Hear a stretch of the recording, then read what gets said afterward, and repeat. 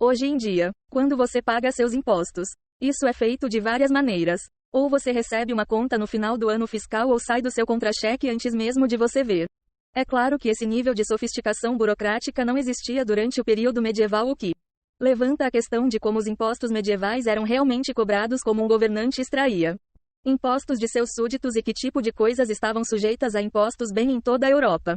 Muitos estados em vários níveis de centralização que afetavam como os impostos eram cobrados. Um estado que abrangia milhares de milhas e também todo o período medieval foi o Império Romano do Oriente, muitas vezes chamado de Império Bizantino, e o foco do Bumble nisso é porque era um estado bem desenvolvido com uma grande população urbana e rural. Então, como esses impostos foram realmente coletados bem para todos, surpresos as pessoas que suportavam o peso da tributação com o campesinato, e havia duas formas principais de tributação no Império Bizantino. A primeira era o aluguel que um camponês pagava ao seu senhor local em troca do direito de usar a terra, e a segunda era o caixa, sobre o imposto doméstico que era pago ao governo central. O aluguel era baseado no valor e na produtividade da terra em questão e, em sua maior parte, era determinado pelo senhor. O imposto doméstico era determinado pelos coletores de impostos centrais que viajavam por todo o império e fazer um inventário de quem tinha o que os cobradores de impostos deixariam e voltariam logo depois para coletar os impostos exigidos, e a responsabilidade era do senhor para garantir que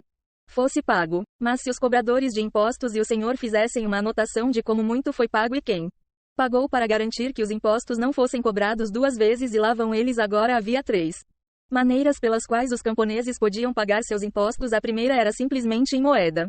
A segunda era em espécie, como entregando o valor equivalente de seus produtos, e o terceiro era por meio de trabalho não pago, e isso era usado para coisas como a construção de estradas públicas ou igrejas. Caso você esteja se perguntando, a nobreza e o clero recebiam o que chamavam de privilégios, o que reduzia sua carga tributária. Parece que o Império Bizantino era simplesmente capaz de tributar o campesinato até o limite. Mas eles tinham proteções. O governo sabia que um campesinato infeliz e improdutivo desestabilizaria o império.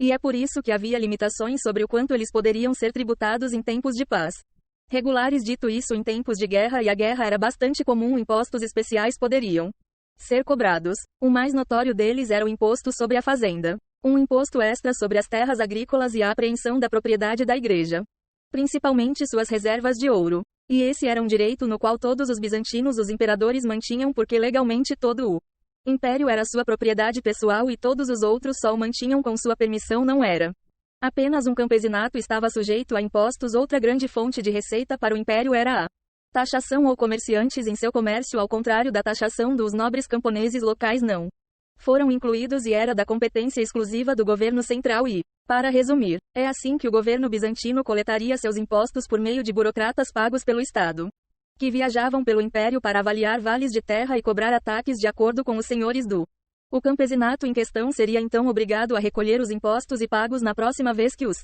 coletores fossem. Sobre qual é o nível de tributação varia dependendo do local de comércio e época. Uma coisa era consistente: ninguém gostou de paga-luz. Espero que tenham gostado deste episódio e